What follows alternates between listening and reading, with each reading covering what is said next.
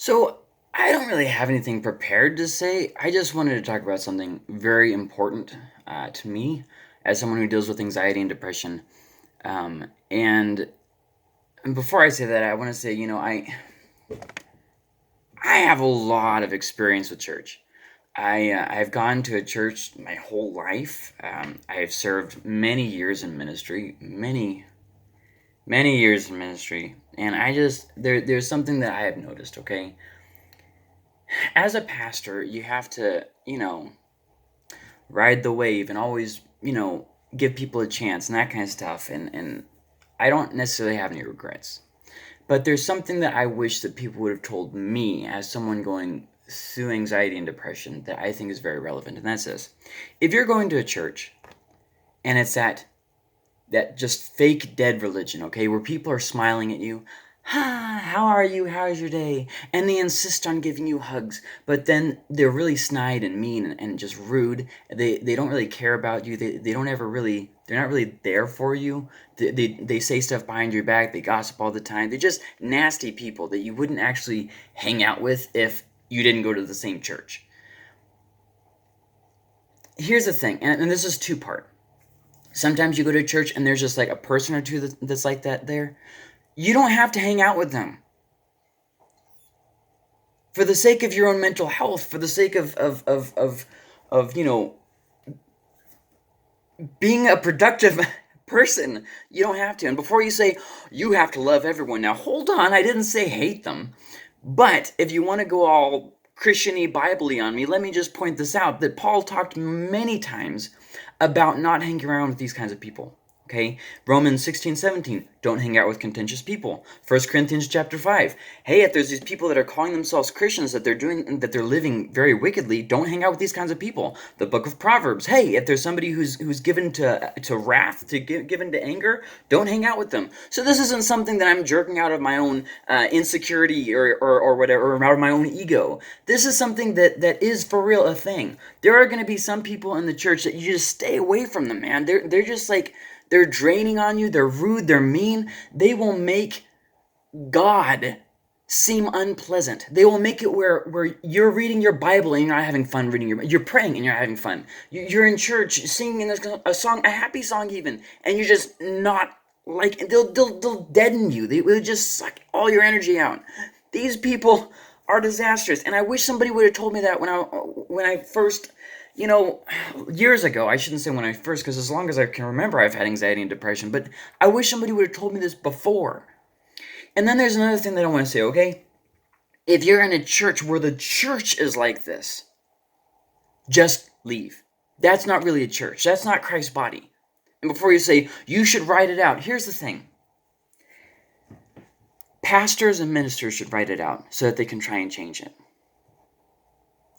But if you are someone who is mentally ill, depression, anxiety, PTSD, those kinds of things, here's the thing. It'll cause more harm to your mental health. It will not be a place of healing. It'll be a place of more despair. And it'll turn you off of God. And it'll turn you off of church. And it'll turn you off of spirituality. Okay? You will be deadened and you'll say, I don't need it. I'm moving on. I'm a good enough person by myself anyways. I don't need any of this. It will be soul crushing. Okay? It's better to just leave that church. When you're at a church that is so fake and shallow, that genuine concern is not there. And people gossiping and saying stuff behind your back, that's not a healthy environment. That's a toxic environment. And I know people talk about toxicity a lot. Oh, cut this person out of your life. Here's the thing. People will always hurt your feelings. People will always do things that you don't like. People will always let you down. That doesn't mean you need to cut out everybody from your life. You need to give them grace. Absolutely. But there are some people who are just rotten people. And before you say, now hold on yourself. I've been in the church my whole freaking life. I know what I'm talking about. And I will guarantee you exactly the profile of what this person looks like. Typically, they're white. Now, before you say that's racist, I've known a lot of people in church. Typically, these people are white. I don't know what it is about it. Typically, they're also Republican. Not always, but typically. They're usually women, sometimes men. Oftentimes, they've been divorced, but not always. Not always. And almost 100% of the time they are over the age of 50. Almost. Almost. It can happen at any age. It can happen at any skin color. Absolutely. Absolutely. I'm just saying, typically the environment that is necessary to conjure the spawn of Satan. And before you say, well, that's rude, now hold on. Are they doing the work of God or are they doing the work of Satan? Are they building up or tearing down? Are they encouraging or discouraging? Do they always have a love in their hands? Or do they always have snideness on their lips? So you tell me, are they really a spawn of Satan or not? They destroy churches, they chew pastors up and spit them out. So you tell me. But I wish that somebody would have told me this years ago. Dealing with anxiety and depression. If you're going to a church that is fake and shallow, just leave. Okay, there are good churches out there. Find one of them. I wasted years of my life trying to help other people to grow and change who didn't want to grow and change. Now, it's not necessarily a waste because I did it for God and God wanted me there. Okay, whatever. But here's the thing. For the sake of your mental health, you need to just move on. When people are offended that you don't want to smile back at them and give them their morning, oh, how are you? And you have to say, good. That's the answer that you have to give. There's no actual caring. Just move on. Okay? Here's the thing. Can they change? Yes. Will they usually change? No. No. It's debatable whether people can actually change unless God changes them. And even when we do change, the core of us is still us. Like, we don't become like another different person. Like, I might change in how I'm doing this or whatever, but my character will still be something that I struggle with. I'll still be an impatient person. I'll still be arrogant, kind of up in my own knowledge and stuff. That's kind of a core of who I am. I can be less prideful. That's more of a work of God than a work of me. I will still love reading books. I will still be me. See what I mean? So it's kind of but here's the thing. People and things take time to change. If it was one person in the church, it'd be a lot easier. If the whole church is like that, it's the entire culture, the entire atmosphere of that place that has to change. And here's the thing. Change does not come easy or fast. It comes very slow and drawn out. The church that I'm doing right now is actually what's called a turnaround church. That means the church is at the point of an organization. So organizations have, life cycles to them, the growth and dream and all that stuff. You're doing good and everything, and then the slow death and that. Okay, all right. Every organization has that. McDonald's, churches, whatever. Okay, and it was at the death part. Okay, it was a white country club, is what it was. And they didn't have much going for them. If you were like Hispanic or, African at all, like, you're just screwed. Like, you did not belong there. If you were a Democrat, you did not belong there. So we came in and we tried to help that to change. That's called the turnaround church. You go in and you try to steer it the right way. Of that, I believe there is not one single... No, there are. Never mind. There are a few people who are still there. Like... 5 people. About 5 people made the turnaround. That's after us trying to change it and work it. They either left or died. That's how long it takes to change a church. Years. Years. Okay? I have been at this church for 12 years now. That's how, 12 and a half years. That's how long it took, okay? So yes, people can change. Things can change. The church can change. Absolutely. It takes time. And if you're in a church right now where it's just dead and people are just two-faced and hypocrites, you got to get out, okay? Here's the thing, and I know there's going to be a lot of disagreement with me on this. If you are in a place of having a great mental struggle like anxiety and depression, you're going to a church like that is going to make it worse, not better. I'm not saying give up on God. I'm not saying give up on the church. I'm not saying give up on... There are some things that are in the realm of possibility and some things that are not in the realm of possibility. And it is absolutely essential if you want to beat your anxiety and depression. What I mean by that is not that you'll never struggle with it again, but that it won't run your life. The majority of the time, you will always have setbacks. That's nothing to beat yourself up about, it's just something that happens. like kind of like when people have like knee pain, right? And it won't always hurt, but sometimes it'll like flare up. Yeah, kind of like that, okay? Um, but there needs to be a point where you have a serious, genuine conversation here. When you go to church and it's just lifeless and dead, you're not enjoying it. You're doing it more out of force of habit, which thankfully coronavirus cleared up a lot of that. But, people just stopped going to church and then they realized, oh, I don't really even like going to this church.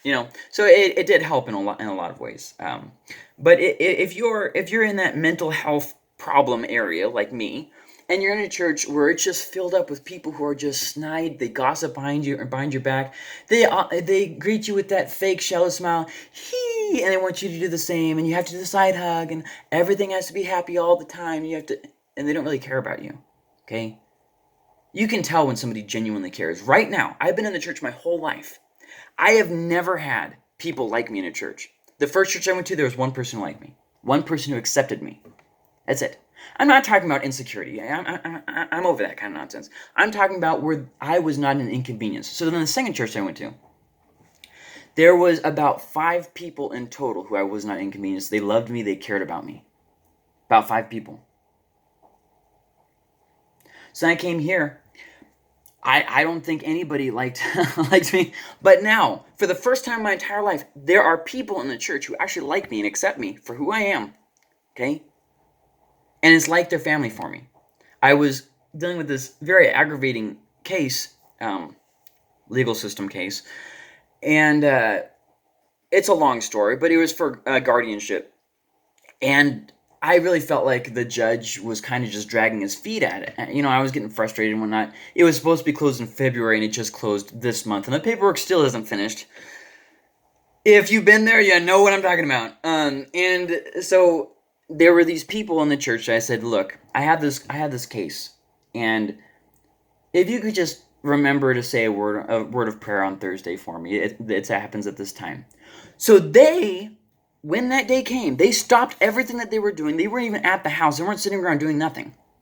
They stopped everything they were doing. They called each other. They prayed for me in the court case right there and right then. People who genuinely care. Genuinely care.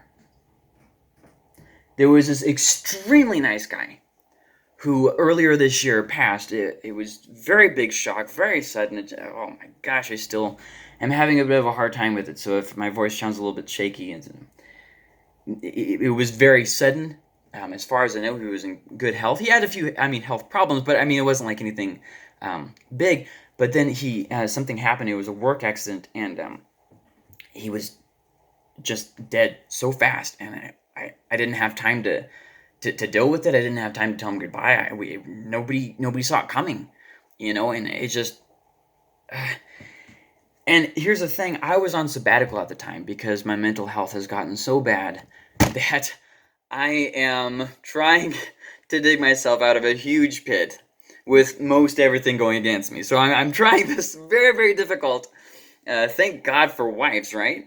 And kids too. But my wife was there before the kids, and when my kids move out, my wife will still be there. So really, thank you God for the wife. Anyways, so I felt really guilty, and in a way I still do that. I wasn't here. I should have been here, and it's like, with how bad my mental health has gotten, nothing here would have helped that. And not only that, but what was I going to do? He was at work when it happened, and I don't work with the guy. We have different jobs. What was I going to do? If I was here, I wouldn't have been able to do anything, just like if I was there. But anyways, this guy, extremely encouraging guy, he just accepted me, no questions asked. And he was real with me. He was, he had things that really concerned him and stuff, and he was just upfront with me about it. And just, I wish I could really go into more into it than that, but this guy was just a very encouraging guy, and he had my back too. I didn't have to worry about him being just rude and snide behind my back. I didn't have to worry about it. He was a genuine person. There's this other family who we talk about fantasy books all the time. We love it. I like hearing their opinion, and they actually listen to me when I talk too. It's a back and forth. It's not like I'm the one who has to do all the talking, and that's okay. It's just we accept each other, and we're on similar paths in our lives, similar parts of the journey, I guess you should say, in our lives, and it's just a really nice place to be at. There's this other guy that came in, has a history of drugs, and I don't have a problem with that. And he knows a lot of my history, and he doesn't have a problem with me. There's this other woman. She knows my history of porn addiction and all these different things, and nothing but acceptance. She's real with me. She accepts me as a person. I'm listing person after person right now that go to my church, and these are people who help my mental health. For the first time in my life, I have people at a church who genuinely help me and care about me, and they are helping my mental health get better, not worse. My entire history of church before that was not that. I had people coming in saying, the rapture, get scared, but I'm already a Christian, what do I do? Be more scared, and pass that fear on to everybody else. The late nights, crying myself to sleep with panic attacks, wondering what it was going to be like, and just having crippling fear as to whatever came. I didn't know it was going to happen, but I knew it was going to be bad. The mental issues that I have in my life that I've had to deal with, and there was no one there to pull me through. I had to pull myself through. Another thing they told me is, predestination, right? You got to be careful not to miss God's will in your life. If you do, poof, it's gone, and your whole existence is lost. Wow. You would think for something that's so critical that God would have given me a heads up, like, hey, by the way, in a couple days there's going to be something. It's your only option. It's your only chance to do this, and to live the life that I have planned for you. Here's the thing: if it's predestined, then wouldn't that mean that I wouldn't have to do anything about it because it's predestined to happen? You see what I mean? Like, there's just so many loopholes and things that they tried to shackle me with because they were concerned about it. So, because you can't live happily with your spouse and you got a divorce, that means my marriage is doomed to failure. Because you are bitter towards your husband, you are convinced that I'm going to mistreat my wife, not appreciate her, and that I'm the bad guy, and that no matter what I do, I'm always wrong in every situation. That is just so immature. It's projecting your problems onto me. And when you have mental health, and you're in a church where people are like that, nothing you do or say will be good enough. It'll only wear you down more and more, and by the end of it, you will be done with God and you'll be done with church. It's better to just get out while you can. Okay? There are Christians who hide behind, or people who call themselves Christians. I don't know if they actually are. They're contentious. They start fights all the time. The Bible tells us to stay away from these people, okay? So there are people in the church that call themselves Christians, okay, that don't actually care. And they hide behind fake smiles, fake relationships, fake hugs that mean nothing. So my whole moral of this thing is, you don't have to be best friends with everybody. And if there's somebody who's fake, dude, just let it go. Just let it go. I mean, here's the thing. You are trying to get better with your mental health. God can help you in that. These people will be stumbling blocks. Well, you should love everyone. I didn't say you should hate them. But be realistic. You are just a man or a woman. And you can't. You have limits to your strength. You have limits to your abilities. You have limits to your endurance. Something will eventually break you. The trick is to get past it before it breaks you. And if the church is something that's breaking you, that's not what the church is meant to be. It's not supposed to be perfect. Okay, it's supposed to have fake people in it. It's supposed to have hurting people and hypocrites in it. That's what we are. Okay? But when there's people who are just mean and nasty, contentious, trying to start fights, gossips, they just slurk around seeking who they can gobble up. There's not much you can do. I'm just being real with you, okay? I have a lifetime of anxiety and depression. And I was expected to be perfect and to be the example and to keep on doing everything right even though everybody else is doing something wrong, and to ride out the wave and to just stick it out. And here I am, a shell of a man. I'm trying to save you that irritation. God won't be mad at you, okay? You don't have to live somebody else's insecurities, all right? You don't have to keep going through the routine of dead religion just so that they don't get mad at you. Okay? You can break free and it's okay. You have to reach the point of knowing that your relationship with God is very important, and that some people aren't going the distance with you. You don't have to like it, but don't lie to yourself about it. So I guess if I could summarize everything that I said, look, don't allow yourself to be imprisoned in a dead religion.